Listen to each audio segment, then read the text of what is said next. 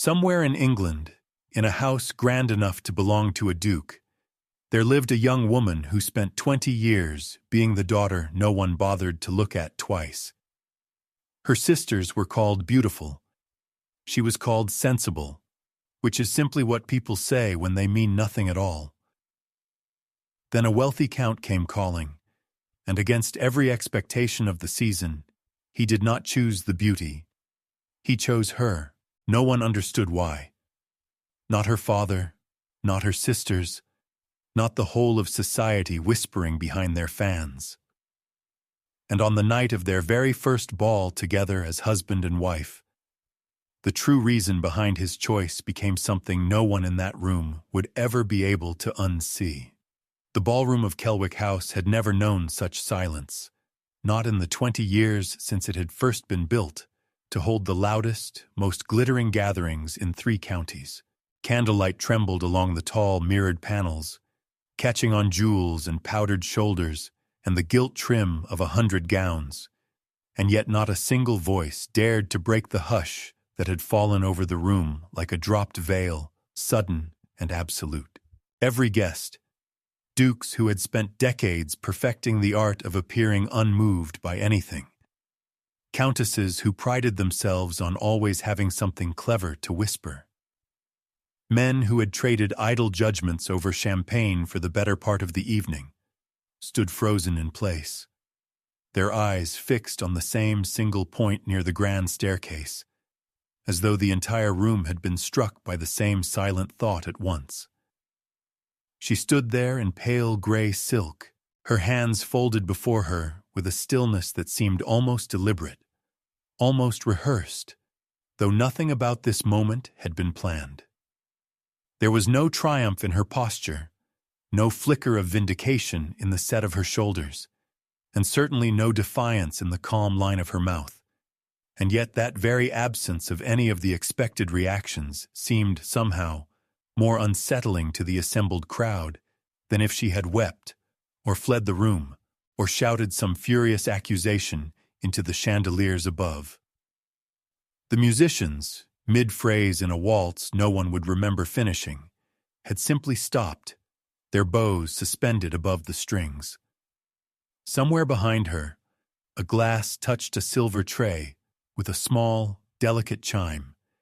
and in that unnatural silence, it rang out like a bell tolling in an empty church, heard by everyone, answered by no one. What she had just done, what had just been revealed, in full view of 300 witnesses who would spend the rest of the season describing it to anyone who hadn't been present, would take the whole of this story to properly explain.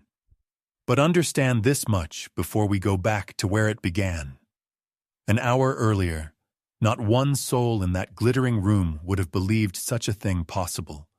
least of all the man standing closest to her, whose own expression had not yet decided whether to break into something like wonder or something closer to shame. By the time this story reaches its end, you will understand precisely why an entire ballroom of the most powerful families in England fell utterly silent the moment she lifted her chin. Her name was Honor Calthrop, and she was the 3rd daughter of the Duke of Kelwick, a fact that, in most drawing rooms of the realm, required no further elaboration of where exactly she stood in the delicate hierarchy of a great family's attention. Her eldest sister, Lady Florence,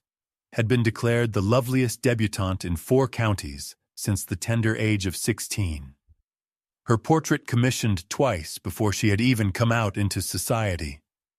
Her second sister possessed a singing voice so fine that grown men had been known to set down their forks mid-supper simply to listen, tears standing unashamed in their eyes. Honor had neither gift, and in the particular economy of a noble household, where beauty and talent were currency,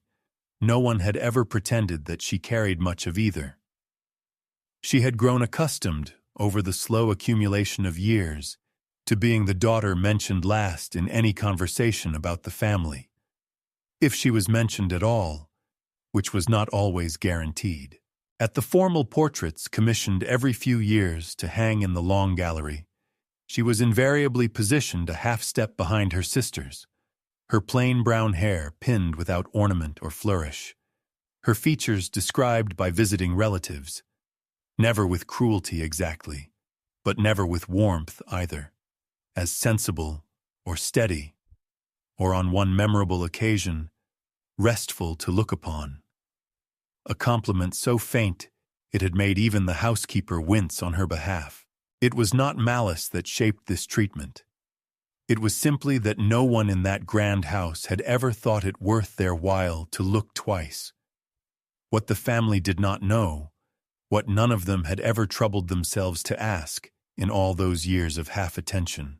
was precisely what Honor did with the long, unwatched hours that made up the greater portion of her days. While her sisters rehearsed the newest waltz steps in the music room and practiced their most winning laughter before looking-glasses, Honor spent her mornings tucked away in the estate's account rooms,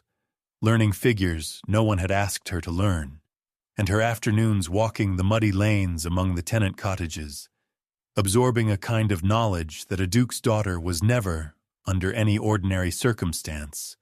expected to need. By the time she reached her 20th year, Honor could read a ledger faster and more accurately than the Kelwick estate's own steward, a fact she had taken considerable care to keep from becoming common knowledge in the house. She had also taught herself, through patient trial and the quiet borrowing of old medical texts from her late grandmother's library, enough of herbcraft and simple physics to set a broken finger, bring down a dangerous fever, or stitch a clean wound without ever needing to send the long ride into town for the physician. None of this had been asked of her by anyone. She had simply noticed, one particular autumn several years before, that the tenant families on the estate feared the cost and delay of that long ride more than they sometimes feared the illness itself, and she had resolved, quietly and without announcement, to make herself useful in whatever way lay within her reach. No one in her family applauded these efforts, largely because no one in her family knew of them. Her father assumed, when he thought of it at all, that his youngest daughter occupied her idle hours with needlework and devotional reading, as a lady of her station properly ought. Her sisters assumed she simply preferred solitude to company, perhaps from shyness, perhaps from some deficiency of charm they did not care to examine too closely. The truth was both simpler and considerably less flattering to the family's collective vanity. Honor had discovered early in her life that being overlooked also meant being unwatched, and that being unwatched, in turn, meant she was free to become whatever she chose to become, entirely without needing anyone's permission, approval, or even their notice. There was one particular evening, the winter she turned 19, that she carried with her always, though she had never spoken of it aloud to a living soul at Kelwick House. A tenant's wife had gone into a difficult and dangerous labor with the nearest midwife 3 hours distant by carriage through heavy snow, and Honor had risen before dawn, wrapped herself in her father's old and forgotten hunting coat, and ridden out alone with nothing but a satchel of dried herbs and a pair of steady hands that had never once trembled when it mattered most. The child lived through that night. The mother lived as well, against odds the family later swore had been impossible, and no one at Kelwick House, from the Duke down to the lowest scullery maid, ever learned precisely where the youngest daughter of the house had spent those long, cold hours. In the ballrooms and drawing rooms of the Tun, where reputations were built and dismantled over the course of a single evening's conversation. Opinions of Honor Calthrop had long since calcified into something close to universal agreement. She was pleasant enough company, certainly never disagreeable, but entirely unremarkable in precisely the ways that were held to matter most for a marriageable young woman of rank. The sensible Calthrop girl, she was called, on the rare occasions she was called anything at all, a phrase that always seemed, to Honor's private ear, to carry a faint and unintended apology folded somewhere within it, as though sensible were merely a consolation prize handed to those young women who had failed, through no particular fault of their own, to be beautiful. At her own sister's engagement ball the previous spring, an event Honor had helped arrange down to the last candle and the last arrangement of hothouse roses, though few present thought to thank her for it, she had overheard two elderly matrons discussing the family's marriage prospects with the particular carelessness that people so often reserve for conversations they assume no one of any consequence can possibly overhear. "Florence will have her pick of the season, mark my words," one had murmured behind a fan of Spanish lace. "And the middle girl sings like an angel sent down from heaven itself. As for the youngest, well, some daughters are simply meant for quieter lives, aren't they? And there's no shame at all in that." Honor had not flinched, not so much as a tightening at the corner of her eyes. She had continued arranging the very flowers she had been asked to see to, her expression entirely untroubled, and had said nothing at all in her own defense, then or ever. It was not resignation, precisely. Resignation would have implied a kind of defeat she had never actually felt. It was something closer to a hard-won patience, the particular and deliberate patience of a woman who had decided, quite some time ago and quite firmly, that her worth would not be settled by any ballroom's passing verdict. However loudly or however quietly that verdict happened to be rendered in her hearing. It was late in the season, well past the point when most families had abandoned hope of a fresh match for the year, when Count Frederick Wexford arrived at Kelwick House, and every soul in the county believed they understood with perfect clarity why he had come. He was newly titled, unmarried,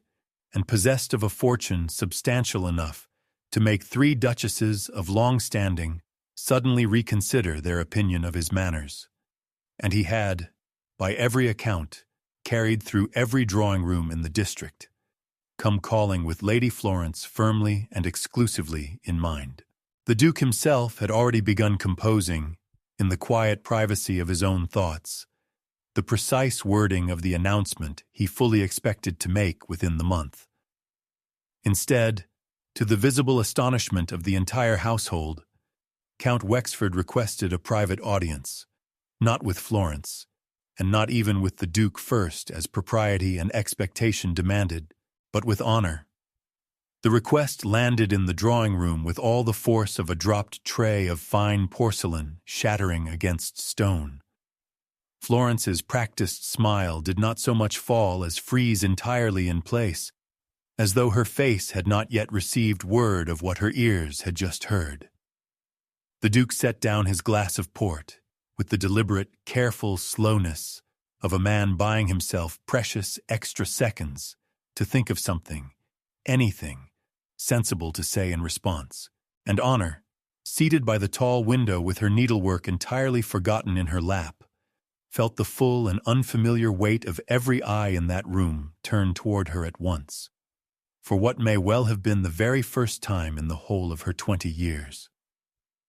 The shock of it did not fade by supper that evening, nor by the following morning, nor for several long days afterward, spreading outward through the household and then the county like ripples from a stone dropped into still water. The Duke summoned Honor to his private study and asked her, with what seemed to be genuine bewilderment rather than any unkindness, whether she had the slightest notion why a man of Wexford's standing and fortune would seek her hand over that of her far more celebrated sister. Honor answered him honestly that she did not, and watched her father's frown deepen further still, as though her plain and truthful lack of an answer only made the whole strange business stranger yet in his estimation. Florence, for her part, took the news considerably worse than her father did, though she was careful never to weep openly in front of the family, whose good opinion she still hoped to preserve. Her lady's maid later confided to the housekeeper that Florence had sat before her looking-glass for the better part of an hour that first evening, staring at her own reflection as though searching it, feature by feature, for some hidden flaw she had somehow, impossibly, failed to notice before now. Society at large, ever eager to supply a satisfying explanation wherever none had been formally offered, produced no fewer than a dozen competing theories within the week, and not a single one of them involved simple affection, most instead involving some supposed cleverness on Honor's part in securing, through calculation, what her looks alone could surely never have won her. Through the whole storm of it, Honor said remarkably little to anyone. She accepted the proposal with precisely the same steady, unhurried composure she brought to every ledger she balanced and every fevered tenant child she nursed through the night. Not because her heart remained entirely untouched by the strangeness of her sudden and unexpected fortune, but because she had learned, long before this moment arrived, that true dignity required no explanation whatsoever to anyone who had not first earned the right to ask for one. The real reason Count Wexford chose her, the one he had not spoken aloud to anyone, not even to Honor herself, was still waiting to be uncovered. And when it finally surfaced, it would explain far more than a wedding. The reasons offered up for Count Wexford's curious choice multiplied faster than anyone in the county could hope to confirm or deny them. Some whispered, with great confidence, that it was purely a matter of land, that a long and bitterly disputed boundary between the Wexford and Kelwick estates had somehow been quietly settled through this proposed match, and that Honor herself was merely the convenient instrument of an arrangement struck between two ambitious men over brandy and old maps. Others insisted, with equal confidence and no more evidence, that it was a matter of hidden debt, that the Count's celebrated fortune was not nearly so secure as it appeared to the casual observer, and that any duke's daughter at all, regardless of her particular charms, would have served his true purposes equally well. Wexford himself offered no correction whatsoever to any of these competing theories, however wildly they diverged from one another. He called upon Honor with precisely the correctness that courtship demanded. Punctual, attentive, unfailingly proper in every particular. And yet he volunteered nothing at all of his true reasoning. Not to her father, not to the gossiping matrons who circled the subject like hawks, and not even to Honor herself during their brief and carefully formal conversations. He asked her a great many questions about the tenant cottages, oddly specific and detailed questions that seemed to interest him far more than the usual pleasantries of courtship, and he appeared genuinely, attentively to listen to her answers. Beyond that single peculiar habit, his true motives remained entirely his own, locked away behind a courteous and impenetrable calm. Honor did not press him for any explanation, though she noticed the omission clearly enough, and noticed, too, the particular way he watched her when he believed she was not looking, as though he were searching for confirmation of something he already privately suspected. There was a reason behind his choice. She felt certain of that much, but she suspected, correctly as it would turn out, that whatever the reason truly was,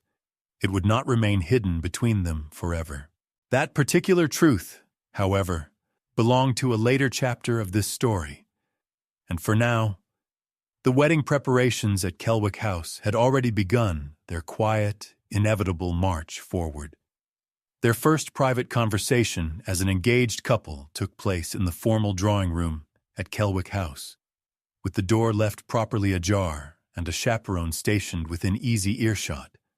precisely as propriety required for two people who were, by every legal and social measure, now bound to one another for the remainder of their lives. Wexford sat with his hands folded upon his knee, his posture correct to the point of rigidity, and Honor sat opposite him with her own hands folded in her lap, the two of them regarding each other across a distance that felt, to both, considerably wider than the modest length of Turkish carpet actually separating their chairs. Neither spoke for the better part of a full minute, and the silence stretched long enough that the chaperone in the next room began to wonder, not without some amusement, whether either party intended to speak at all before the wedding itself arrived. When conversation finally came,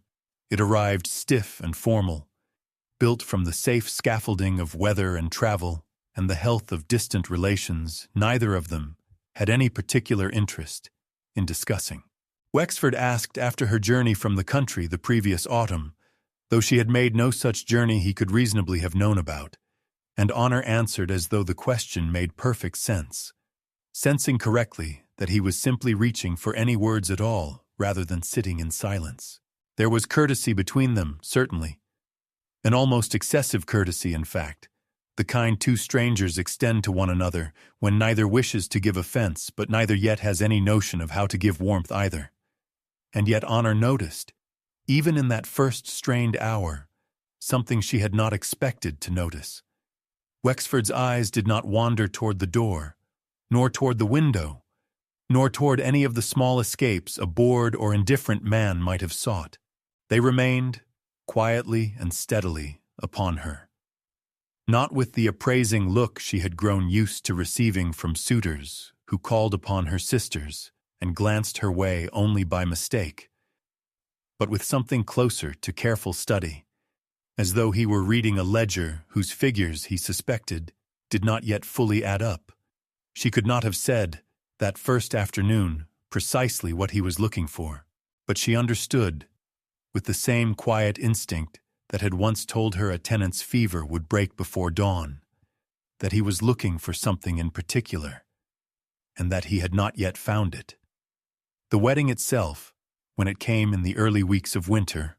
bore almost none of the grandeur that society had confidently predicted for whichever Calthrop daughter Count Wexford eventually chose to marry. There was no lavish breakfast for 300 guests, no procession of carriages stretching down the drive, no commissioned portrait to mark the occasion for posterity. Instead, there was a modest ceremony in the small stone chapel on the Kelwick estate, attended by immediate family and a handful of close acquaintances, conducted with the brisk efficiency of a transaction being properly and legally concluded, rather than a great romance being celebrated before the world. Society, watching from a polite distance, drew its own conclusions from the modesty of the affair, and those conclusions were rarely kind. The match was, by unanimous unspoken agreement among the matrons of the Tun, precisely the sort of quiet, unremarkable arrangement one would expect when a wealthy count married the plain daughter rather than the beautiful one. Nothing to celebrate loudly, nothing worth the expense and spectacle of a season's grandest wedding, merely a sensible contract settled between two families with land and money to consider. Even the Duke, watching his youngest daughter exchange her vows in a chapel far smaller than the one he had once imagined for Florence, could not entirely suppress a flicker of something that might have been disappointment on Honor's behalf, though he would never have named it so plainly aloud. Honor herself felt none of the humiliation that society assumed must surely accompany such a modest occasion. She had never expected grandeur, had never once imagined herself the subject of 300 admiring guests or a portrait commissioned for the ages, and so the quiet smallness of the ceremony struck her not as a slight, but simply as the truth of her circumstances honestly rendered. What she did feel, standing before the altar and repeating vows to a man she barely knew, was something closer to quiet resolve, a private determination that whatever this marriage turned out to be, she would meet it the same way she had met every other unglamorous, unwatched task of her life,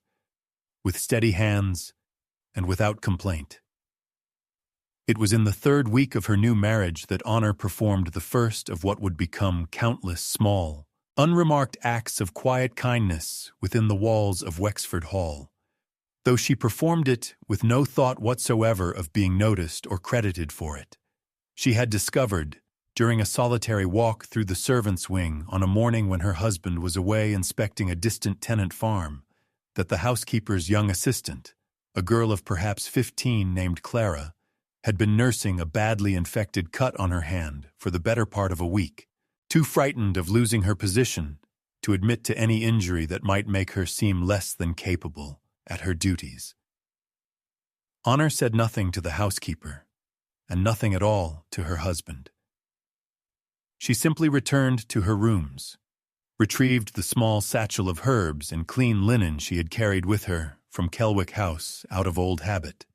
and spent the better part of an hour that afternoon cleaning and properly dressing the wound herself, speaking to the frightened girl in the same calm, unhurried tone she had once used with tenant children twice her age. She asked Clara to say nothing of it to anyone in the household, not from any wish for secrecy for its own sake, but because she had learned long ago that a kindness given freely, without expectation of thanks or witness, tended to remain purer for the absence of an audience. Clara kept her word for exactly 4 days before confiding the whole matter, in a rush of grateful astonishment, to the head housekeeper, who in turn found herself entirely unable to keep such a remarkable piece of news entirely to herself. And so, quietly and without any grand announcement, the first thread of a very different reputation began, almost invisibly, to weave itself through the servants' quarters of Wexford Hall, a reputation that had nothing at all to do with the new countess's plain features, and everything to do with the steadiness of her hands and the genuine warmth so carefully hidden beneath her composed exterior. The butler of Wexford Hall, a man named Mr. Aldous Fenner, who had served the family for the better part of 30 years, and had seen a great many new mistresses arrive at the great house with varying degrees of grace, found himself watching the new countess with a particular and growing attentiveness that he did not fully understand at first. He had expected, based on the whispers that had reached the servants' hall well before her arrival, a woman of little consequence and less warmth, chosen for reasons of land or fortune rather than any quality of her own. What he found instead, over the slow accumulation of ordinary weeks, was a mistress who learned the name of every servant in the household within the first fortnight, and who asked after their families with a specificity that suggested genuine memory rather than polite performance.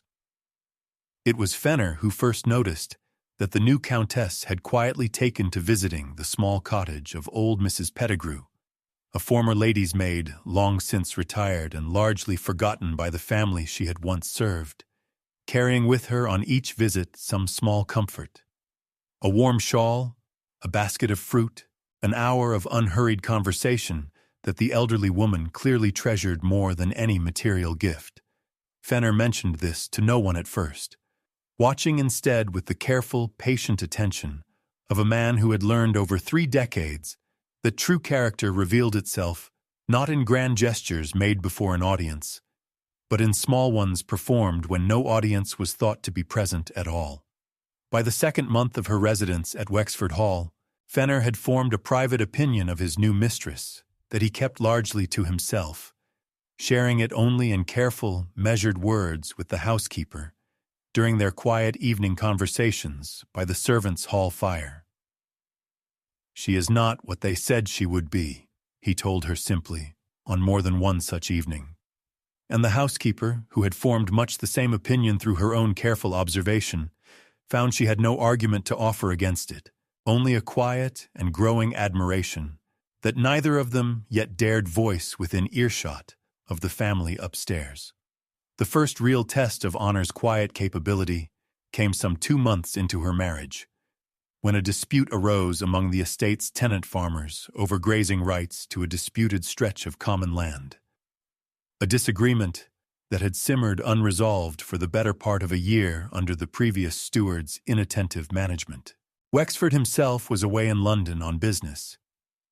He did not fully explain to his new wife, and the estate's steward, a competent but unimaginative man named Mr. Hollis Bram, had proven entirely unable to satisfy either party in the dispute. leaving two respected tenant families on the verge of a bitterness that threatened to poison relations across the entire estate for years to come. Honor, drawing upon the very knowledge of ledgers and boundaries and old estate records she had quietly accumulated during her unwatched years at Kelwick House, requested the original land surveys from the estate office and spent 3 full days studying them by candlelight,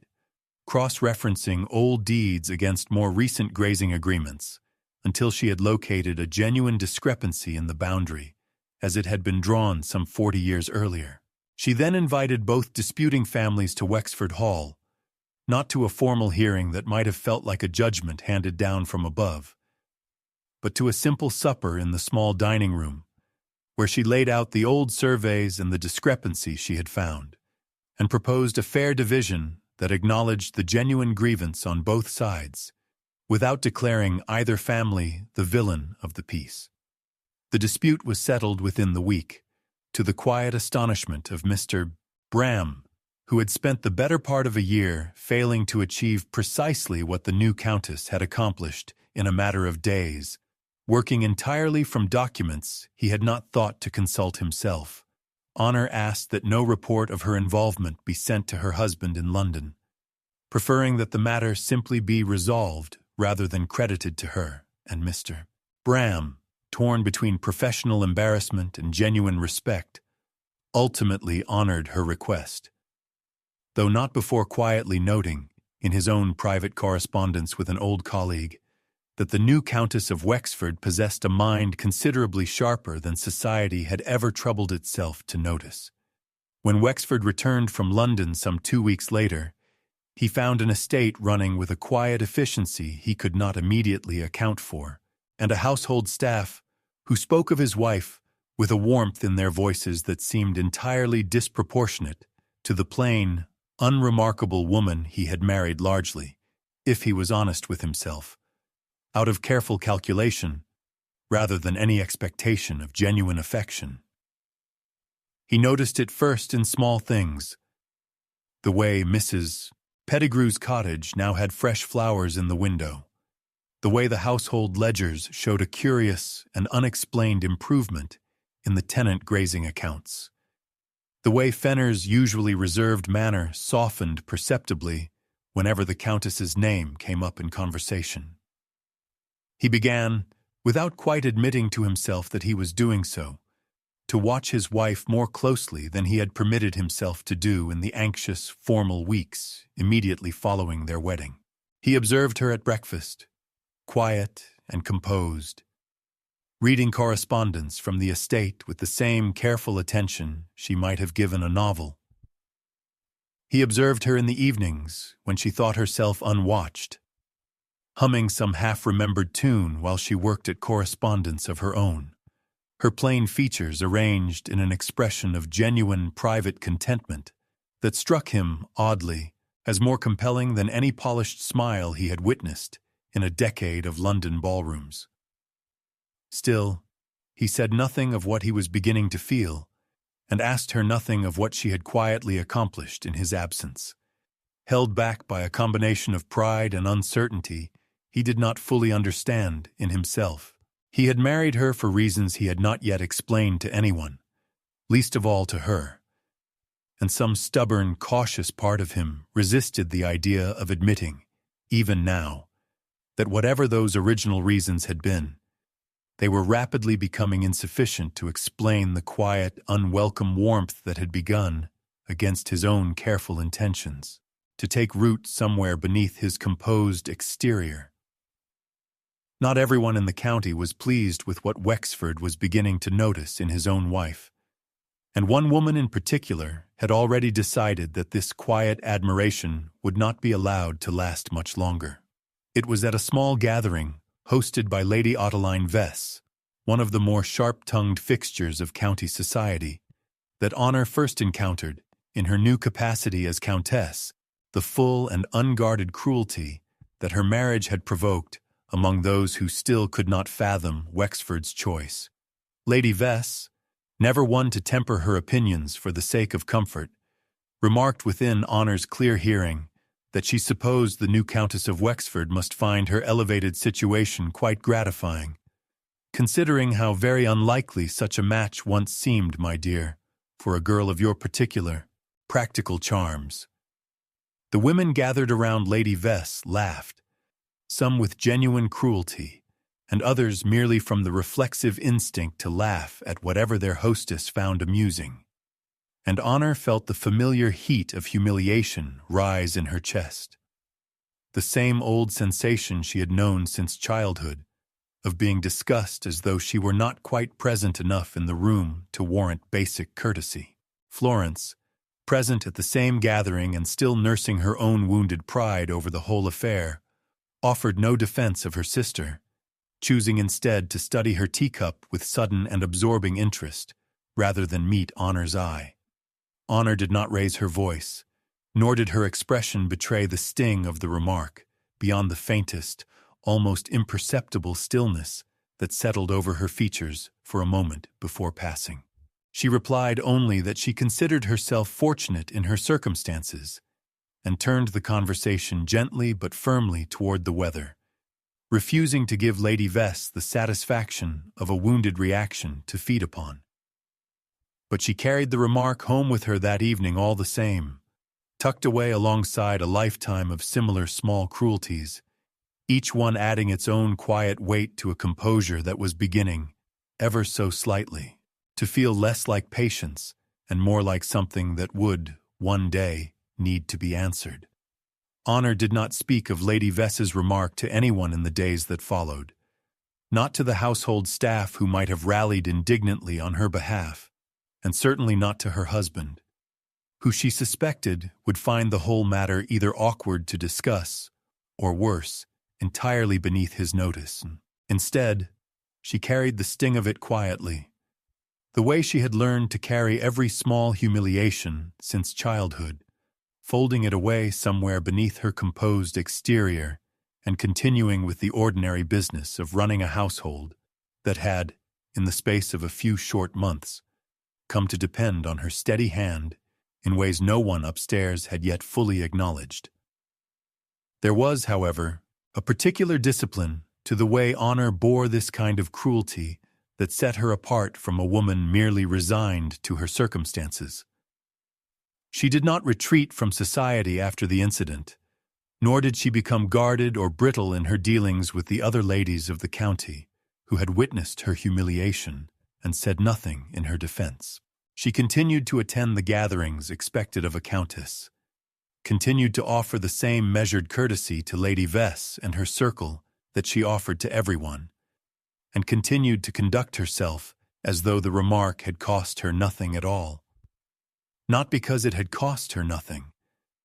but because she understood, with the same clear-eyed patience that had guided her since girlhood, that dignity surrendered in the moment of provocation was dignity that could never quite be fully recovered afterward.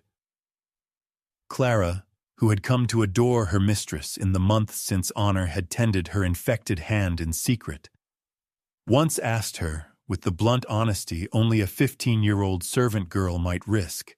how she managed to smile so calmly at women who so plainly meant to wound her. Honor considered the question seriously before answering, setting down the letter she had been writing. "Because," she said finally,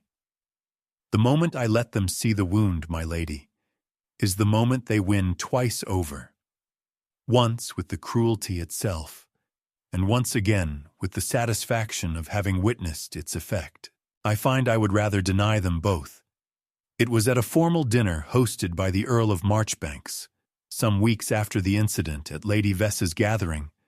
that Wexford himself witnessed for the first time, with his own eyes rather than through the filtered accounts of servants and neighbors, precisely the sort of casual cruelty his wife endured with such practiced composure. An elderly baron seated near Honor, a man of considerable title and considerably less tact, made a remark to the table at large about the curious fashion in which certain gentlemen of means seemed increasingly content to marry plainer wives, provided the wife in question proved sufficiently obliging and undemanding in her habits. a comment delivered with a chuckle that clearly expected agreement, and that landed, unmistakably, in Honor's direction. Wexford felt something tighten unexpectedly in his chest at the remark, a reaction that surprised him considerably more than the Baron's rudeness itself, which was, after all, hardly the first such comment he had overheard since his marriage. He glanced at his wife, expecting to see the familiar stillness settle over her features, the quiet composure she had shown him countless times before in the face of similar provocations, and found it there, precisely as expected, her expression untroubled, her hands steady around her wineglass. But this time, watching her absorb the insult without so much as a flicker of visible pain, Wexford discovered he could not simply look away and let the moment pass, as he had allowed so many similar moments to pass before. He found himself speaking before he had fully decided to do so, his voice carrying just enough authority to draw the table's attention away from the Baron's chuckling remark. "I find, my lord," he said, with a courtesy that did not entirely disguise the edge beneath it, "that I have yet to meet a woman of greater capability than my wife, and I confess I have grown rather tired of hearing her spoken of, as though her worth were a matter open to debate at other men's dinner tables." The silence that followed was brief, and the conversation moved swiftly onward to safer subjects, but Honor, seated beside him, felt something shift quietly in her chest. Not quite hope. Not yet. But something adjacent to it. Small and cautious and entirely unfamiliar. The private moment that changed something fundamental in how Wexford saw his wife arrived not at any grand occasion, but on an ordinary evening some days after the dinner at Marchbanks, when he returned from an unexpectedly early ride to find the east wing of Wexford Hall in a state of hushed emergency. One of the younger housemaids had suffered a bad fall on the back stairs and lay in obvious pain, her arm bent at an angle that made even the hardened old housekeeper go pale. While a runner had already been dispatched for the physician in town, a journey that would take the better part of 2 hours there and back, Wexford arrived at the scene expecting chaos, and found instead his wife already kneeling beside the injured girl, her voice low and steady as she instructed 2 footmen on how to hold the arm still, her hands moving with a calm, practiced precision that belonged unmistakably to someone who had done this exact work many times before and had simply never mentioned it to a living soul in his hearing. He watched, transfixed and entirely unnoticed in the doorway, as Honor set the bone with a firmness that clearly cost the housemaid considerable pain, but spared her a far worse outcome, speaking to the frightened girl throughout in a voice so gentle and reassuring that it seemed to belong to an entirely different woman than the quiet, composed countess he thought he had come to know over these past months.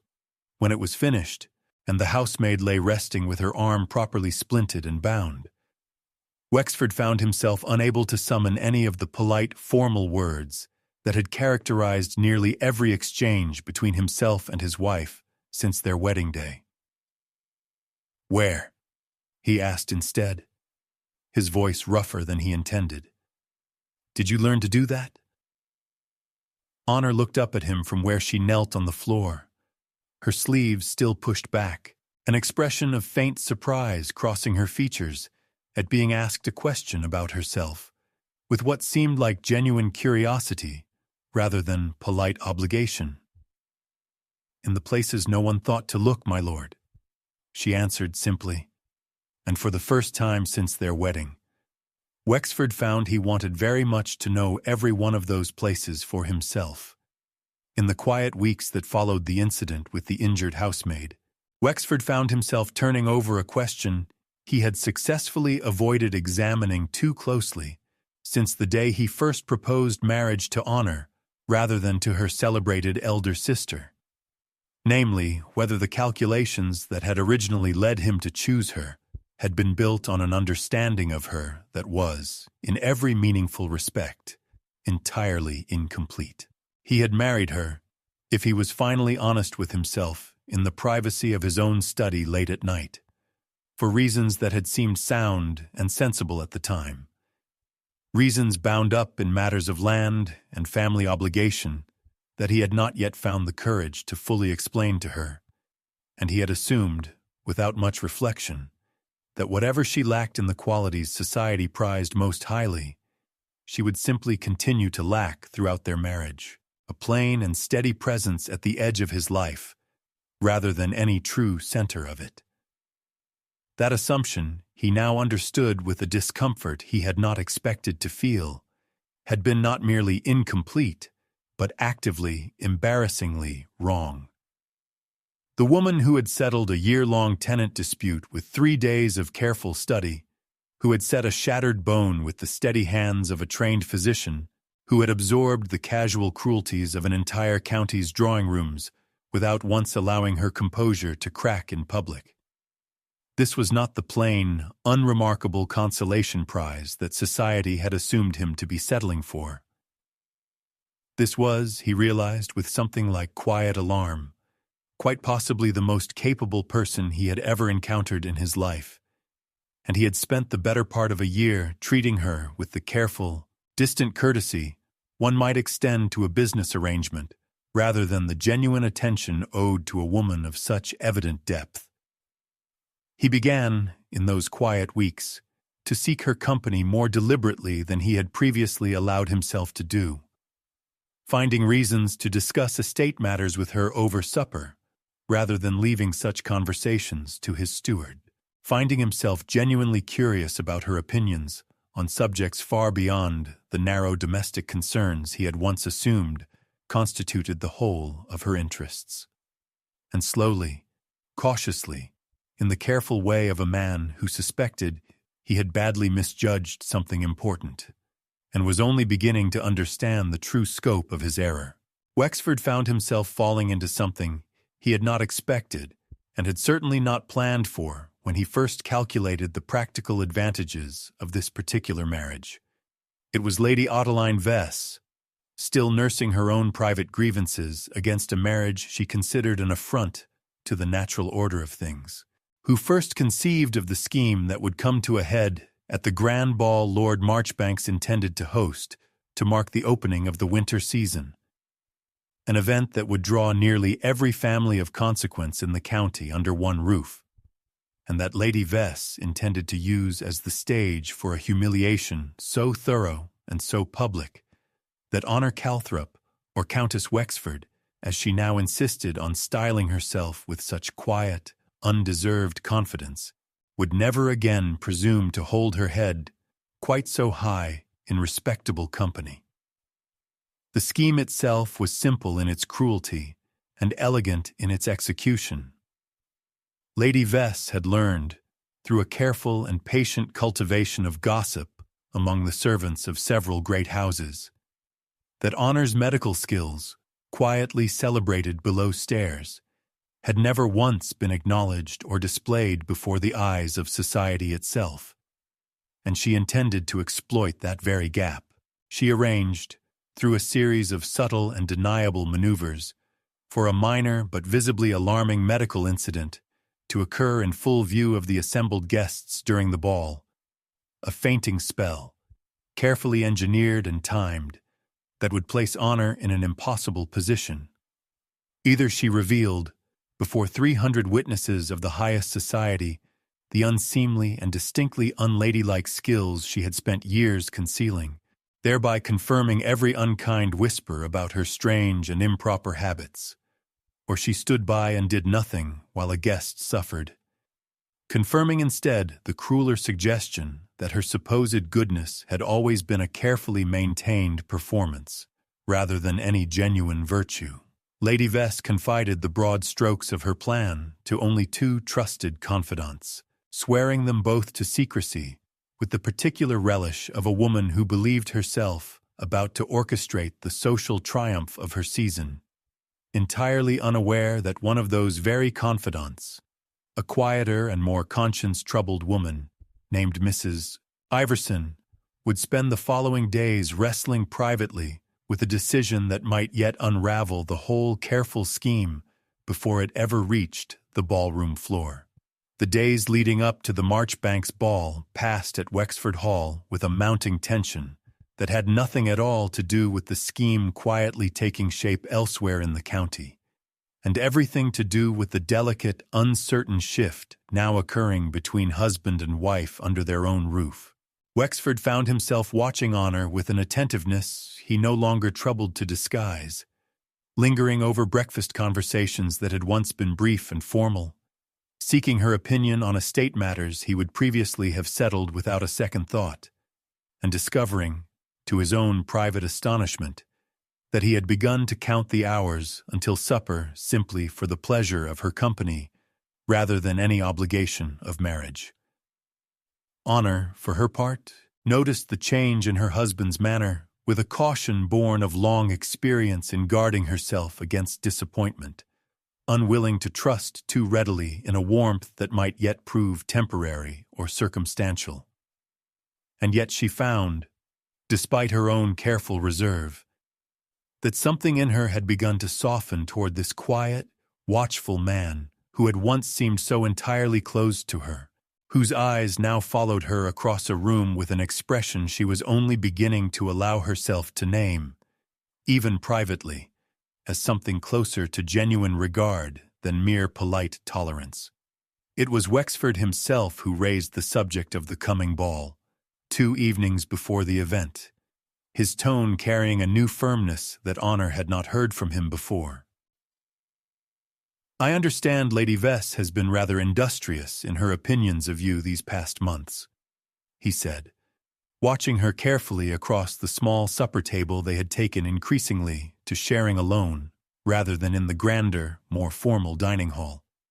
"I intend to make certain, my lady, that whatever occurs at Marchbanks this Thursday,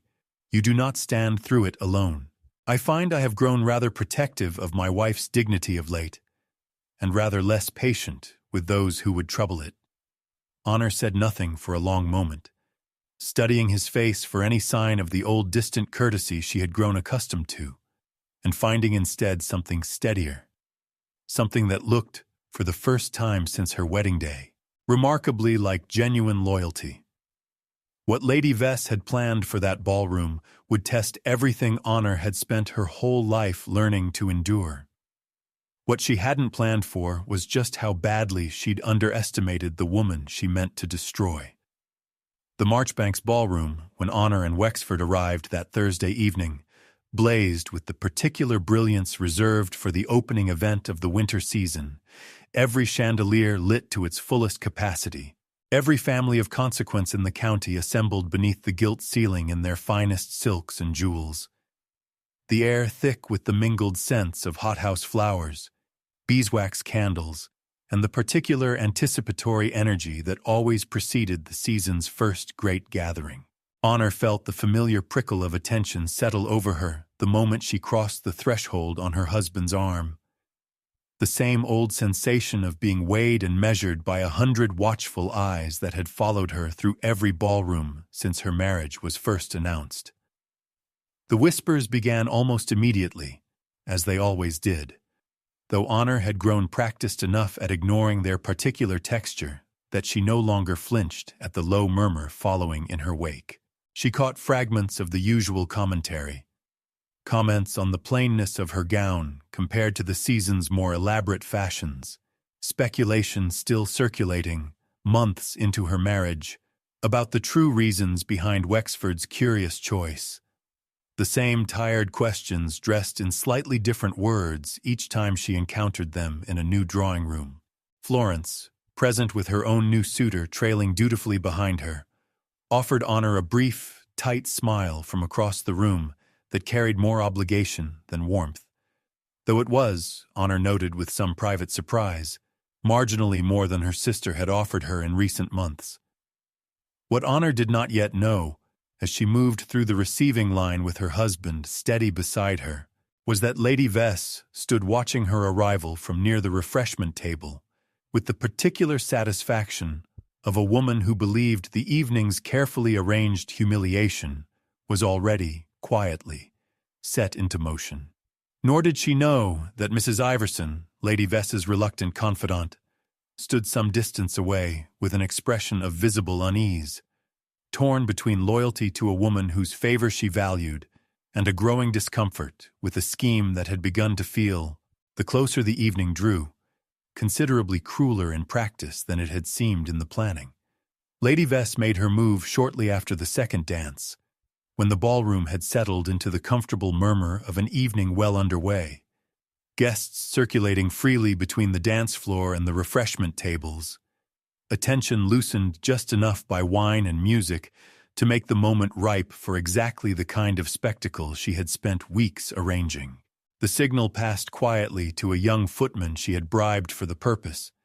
and moments later, near the base of the grand staircase where the greatest number of guests could witness the scene,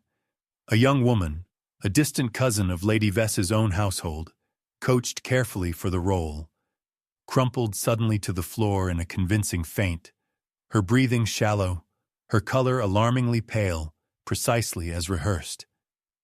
The commotion drew every eye in the ballroom within seconds, exactly as Lady Vess had calculated it would, and she positioned herself near enough to the unfolding scene to ensure she would not miss a single detail of what followed. Her plan rested on a simple, cruel certainty that Honor, faced with a genuine medical emergency before 300 witnesses, would either reveal the unladylike, faintly scandalous skill she had spent years concealing from polite society, thereby confirming every whisper about her strange and improper habits, or would freeze in visible helplessness, exposing the supposed goodness everyone had begun to credit her with as nothing more than servants' gossip and wishful invention. What Lady Vess had not accounted for, in all her careful planning, was the particular quality of stillness that settled over Honor in the instant she saw the fallen girl. Not hesitation, not the paralysis of a woman caught unprepared, but the same clear, focused calm she had once carried on a snowbound ride to a difficult berth, the same steadiness that had set a housemaid's shattered arm without a tremor in her hands. Honor did not look toward her husband for permission,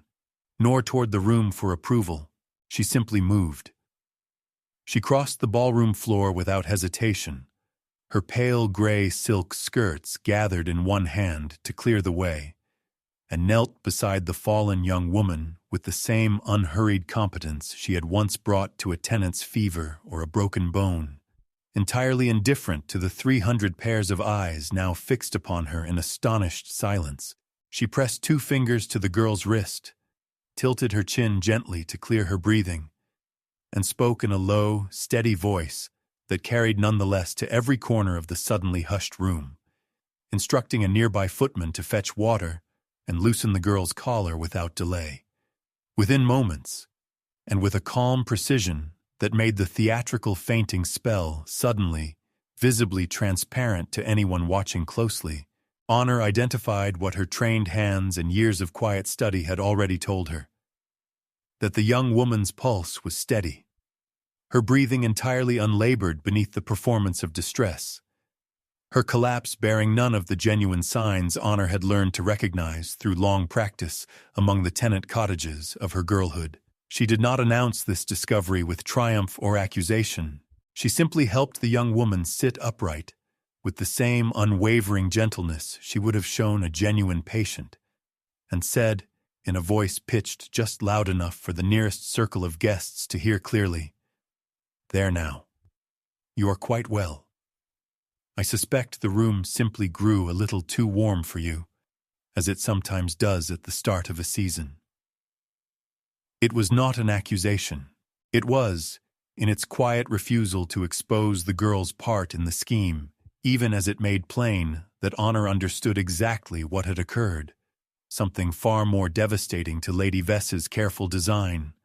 a mercy extended precisely where cruelty had been anticipated,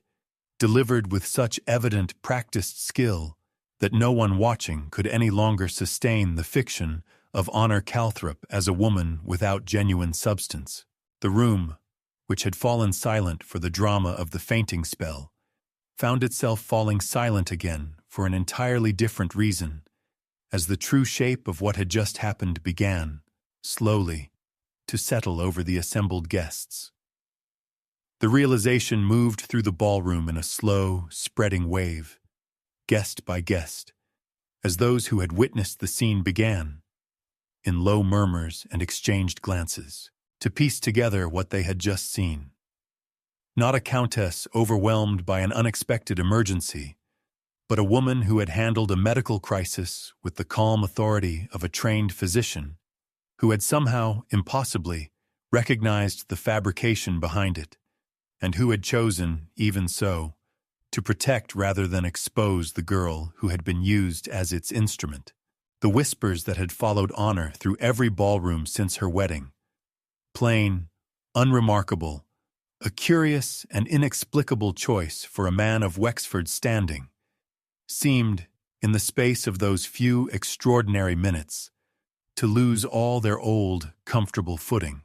Lady Vess, watching from near the refreshment table with an expression that had begun the evening in confident anticipation, felt the scheme collapse in her hands with a swiftness she had not prepared for. Her carefully coached cousin sat now surrounded by genuinely concerned onlookers rather than the humiliated countess she had promised to help produce. And worse, Mrs. Iverson, her own reluctant confidant, had gone quite pale beside her, visibly wrestling with the growing certainty that she could not, in good conscience, remain silent about her own part in what had so nearly become a genuine cruelty dressed up as innocent misfortune. It was Mrs. Iverson who broke first, stepping forward into the hush that had fallen over the nearest circle of guests with the particular courage of a woman who had finally chosen conscience over comfort. "It was not a true fainting spell," she said, her voice trembling but clear enough to carry to those closest to her. And then, more quietly still, to Lady Vess directly. "And you knew it would not be, Ottoline, because you arranged it yourself." The words landed in the already attentive crowd like a struck match to dry kindling, and the murmur that had been building since Honor's calm intervention swelled suddenly into something closer to open, astonished conversation. The Duke of Kelwick, who had attended the Marchbanks ball that evening at his own daughter's quiet insistence and had watched the entire scene unfold from a vantage point near the grand staircase, found himself moving forward through the crowd before he had fully decided to do so, propelled by an emotion he had rarely allowed himself to feel so plainly in public, something between shame at his own long blindness and a fierce, belated pride in the daughter he had spent 20 years failing to properly see. He reached the small cluster of guests just as Mrs. Iverson's confession settled fully into the room, and he looked at his youngest daughter, still kneeling beside the girl she had just protected from public humiliation, with an expression that made several nearby guests fall silent purely from the weight of witnessing it. Lady Vess, cornered now by her own confidant's confession and the plain evidence of a scheme gone entirely wrong, attempted a brittle denial that convinced no one present, least of all the Earl of Marchbanks himself, who as host of the evening felt the full weight of his obligation to address what had so nearly occurred beneath his own roof. It fell to him to speak the words that settled the matter beyond any further dispute, addressing the assembled crowd with the particular authority of a man whose good opinion carried real weight in that room. "It appears," he said, his gaze moving deliberately from Lady Vess to Honor and back again, "that we have this evening witnessed a scheme intended to humiliate the Countess of Wexford, and have instead witnessed, quite plainly, precisely why such a scheme could never have succeeded against her." The silence that fell then was the same silence that had opened this very story. The hush of 300 guests confronted, all at once, with a truth too large and too sudden to process in the ordinary rhythms of ballroom conversation, every eye once again fixed upon the same quiet, composed woman in pale gray silk, who had, in the space of a single evening, transformed from society's favorite subject of gentle ridicule into something far harder to dismiss. There was still one thing left unsaid in that ballroom, a truth her husband was about to speak aloud, in front of every person who had ever doubted her. That would settle the matter for good. It was Wexford who moved first through the stunned crowd, crossing the ballroom floor to his wife's side with none of the careful, formal distance that had once characterized every public exchange between them, and helped her to her feet with a gentleness that drew every remaining eye in the room toward the two of them, standing together near the base of the staircase. He did not speak immediately, and for a long moment the room seemed to hold its breath alongside him, waiting to see what the Count of Wexford would say, now that the truth of his choice, so long questioned and whispered over, stood so plainly exposed before the whole of society. "I chose my wife," he said finally, his voice carrying clearly across the hushed ballroom, addressed as much to the assembled guests as to Honor herself, not because I failed to notice what society valued in a bride, but because I had begun, even before our wedding, to suspect that society's values on that particular subject were badly, foolishly mistaken. He turned to look at her directly, his composed formality entirely abandoned now in favor of something far more unguarded. I have spent the better part of a year learning precisely how mistaken they were, and I find I am done pretending, for the comfort of any drawing room, that I do not consider myself the most fortunate man in this county. Honor felt the old, familiar heat of public attention rise in her chest, but for the first time in her memory, it carried nothing of shame within it, only a quiet, overwhelming astonishment at hearing, spoken aloud before 300 witnesses, precisely the acknowledgment she had long ago stopped permitting herself to hope for. Her father, standing nearby with an expression still raw from his own belated reckoning, said nothing at all, but reached out and pressed her hand briefly in his, a small gesture that carried, between the two of them, the full weight of 20 years finally, imperfectly, being set right. In the weeks that followed the Marchbanks ball, the story of what had occurred there traveled through the county with considerably more speed and considerably more warmth than any of the old whispers about Wexford's curious choice of bride had ever managed to achieve. And Honor found herself regarded, wherever she went, with a respect that no longer required her composure to disguise any private wound. Lady Vess withdrew from society for the better part of a season, her own reputation considerably diminished by the affair, while Mrs. Iverson, whose late courage had unraveled the scheme,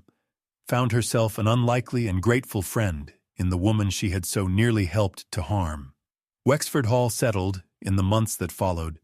into a quiet warmth that neither Honor nor her husband had anticipated on the cold winter morning of their modest wedding,